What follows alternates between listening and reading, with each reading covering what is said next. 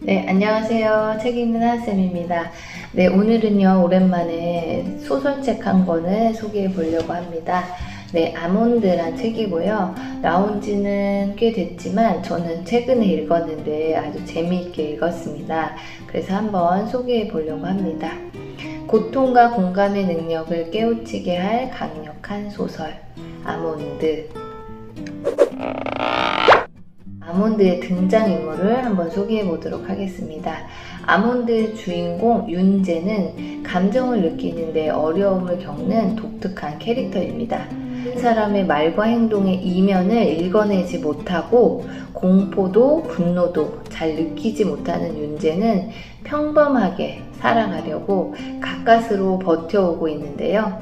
세상을 고지곳대로만 보는 아이, 괴물이라 손가락질 받던 윤재는 어느 날 비극적인 사건을 맞아서 가족을 잃게 되면서 세상에 홀로 남게 됩니다. 네, 또 다른 등장인물인 고니는요, 주인공 윤재와는 다르게 감정이 누구보다 풍부한 아이예요. 어린 시절 실종이 되면서 시설을 전전하며 자란 탓에 제대로 된 사랑을 한 번도 받아보지 못했습니다.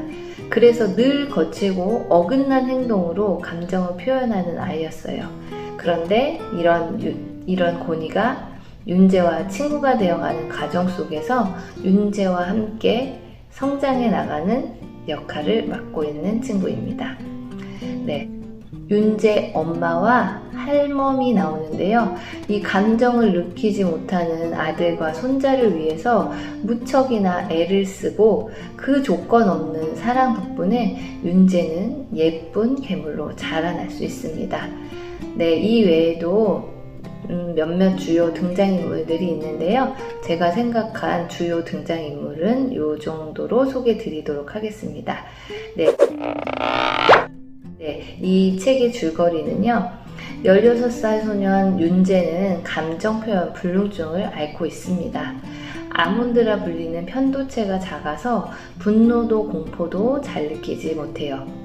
타고난 침착성과 엄마, 할머니의 지극한 사랑 덕에 별 탈 없이 지냈지만 크리스마스 이브이던 16번째 생일날 비극적 사고가 일어나서 가족을 잃게 됩니다.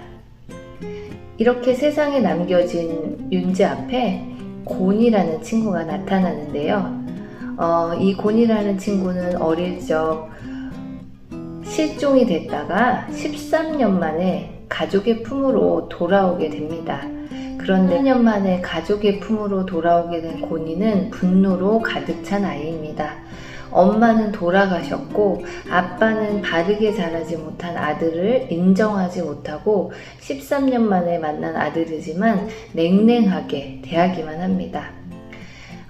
이 고니는 윤재에게 화를 쏟아내고 윤재를 괴롭히지만 감정의 동요가 없는 윤재 앞에서 오히려 쩔쩔매고 마는데요.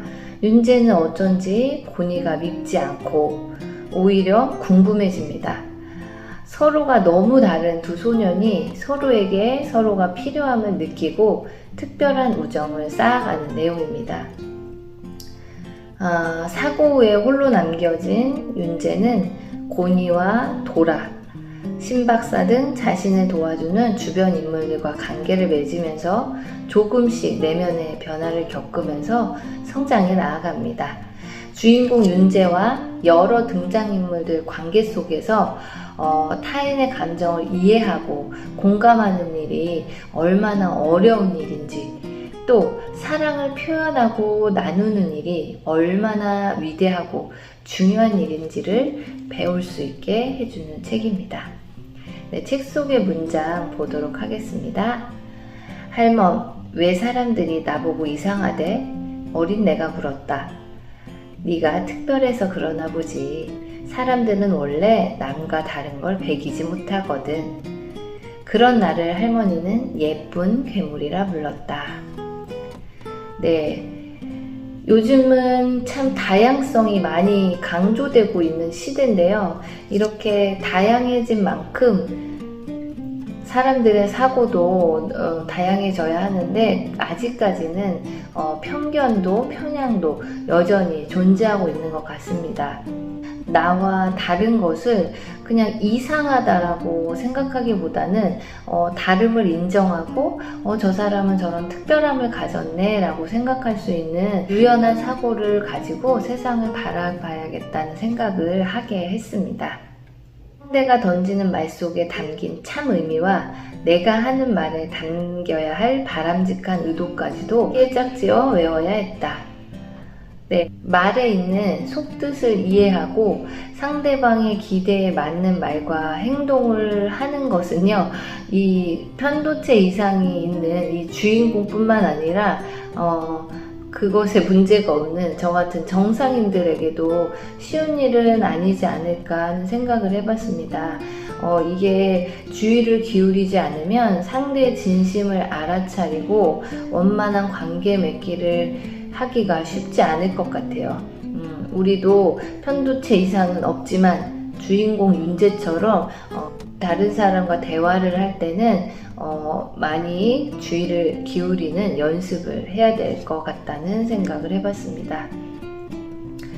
남들과 같은 것, 굴곡 없이 흔한 것, 평범하게 학교를 다니고 평범하게 졸업해서 운이 좋으면 대학에도 가고 그럭저럭 괜찮은 직장을 얻고 마음에 드는 여자와 결혼도 하고 가정을 꾸리고 아이를 낳고 그런 것, 튀지 말라는 말과 핵상통하는 것. 부모는 자식에게 많은 걸 바란단다. 그러다가 안 되면 평범함을 바라지. 그게 기본적인 거라 생각하면서 그런데 말이야, 평범하다는 건 사실 가장 이루기 어려운 가치란다. 박사의 말대로 평범하다는 건 까다로운 단어다. 모두들 평범이라는 말을 하찮게 여기고 쉽게 입에 올리지만 거기에 담긴 평탄함을 충족하는 사람이 몇이나 될까? 평범하다는 건 사실 가장 이루기 어려운 가치란다. 이 책을 읽으면서 좀 마음에 와닿던 문장 중에 하나예요. 그냥 평범하게 산다는 게 아무 생각이 없으면 그게 얼마나 감사한지 모르는 일인데요. 사실 평범하다라는 이 단어 뜻조차도 정의 내리기가 어렵다고 생각합니다. 그리고 좀 이렇게 살다 보니까요, 정말 평범하게 살아가는 것이 쉽지 않음을 깨닫게 되는 순간이 오더라고요. 특별해지려고 애쓰기보다는 그냥 내가 누리는 이 평범한 일상에 감사함을 느껴야 하지 않을까 하는 생각이 들었습니다. 네, 이 책에서 제가 가장 마음에 와닿았던 문장인데요. 나는 누구에게서도 버려진 적이 없다. 내 머리는 형편이 없었지만 내 영혼마저 타락하지 않은 건 양쪽에서 내 손을 맞잡은 두 손의 온기 덕분이었다.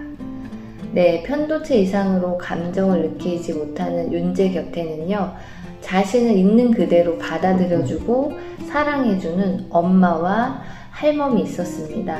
이렇게 두 사람의 조건 없는 사랑, 관심 덕분에 윤재는 감정을 느끼지는 못했지만 이 사랑이라는 것을 그 경험으로 알게 되었고 예쁜 괴물로 인정을 받았습니다. 반면 감정이 누구보다도 풍부했던 친구 고니는 반대로 정상적이지만 한 번도 진심 어린 사랑을 받아본 적이 없기 때문에 자신이 느끼는 감정을 어떻게 처리해야 하는지도 모르고 어떻게 표현할지도 모르고 이 사랑이라는 그 감정 자체를 이해하지 못하고 그래서 항상 폭력과 일탈로 어긋난 것이 아니었나라는 생각을 해봤습니다. 결국에는 사람을 살게 하는 것은 사랑이라는 생각이 들었습니다. 그냥 장애가 있든 없든 내 바램에 부합하든 안 하든 그냥 존재 자체로 소중하고 있는 모습 그대로 사랑해주는 온전한 사랑이 필요하다고 생각합니다. 책을 쓰신 작가님이 하신 말씀도 한번 읽어드리도록 하겠습니다. 매일매일 아이들이 태어난다. 모든 가능성이 열려있는 축복받아 마땅한 아이들이다. 그러나 그들 중 누군가는 사회의 낙오자가 되고 누군가는 군림하고 명령하면서도 속이 비틀린 사람이 된다. 드물지만 주어진 조건을 딛고 감동을 주는 사람으로 성장하는 경우도 있다. 나는 인간을 인간으로 만드는 것도 괴물로 만드는 것도 사랑이라고 생각하게 되었다. 그런 이야기를 해보고 싶었다. 이 소설로 인해 상처 입은 사람들, 특히 아직도 가능성이 닫혀있지 않은 아이들에게 내미는 손길이 많아지면 좋겠다. 거창한 바람이지만 그래도 바라본다. 아이들은 사랑을 갈구하지만 동시에 가장 많은 사랑을 주는 존재들이다. 당신도 한때 그랬을 것이다. 네, 작가님도 사랑을 강조하셨는데요. 저도 이 책을 읽으면서 그 부분이 가장 공감이 되었습니다. 네, 감정을 정상적으로 느끼는 나는 진실로 그 감정에 충실하게 살고 있었는지, 나는 또 편견 없이 조건 없이 누군가에게 사랑을 준 적이 있었는지 이런 의문을 들게 했고 그것에 답을 생각해 보게 하는 의미 있는 책이었습니다. 타인의 아픔을 공감하고 이해하면서 자신도 치유되고 성장할 수 있다는 것을 배우게 해주는 책이었습니다. 네, 아주 재미있는 소설책이라서 마음만 먹으면 한두 시간 안에도 충분히 완독할 수 있는 책이니까요. 한번 꼭 시간을 내서 읽어보시기 바랍니다. 네, 오늘의 영상은 여기까지고요. 내용이 마음에 드셨다면 좋아요와 구독도 부탁드립니다.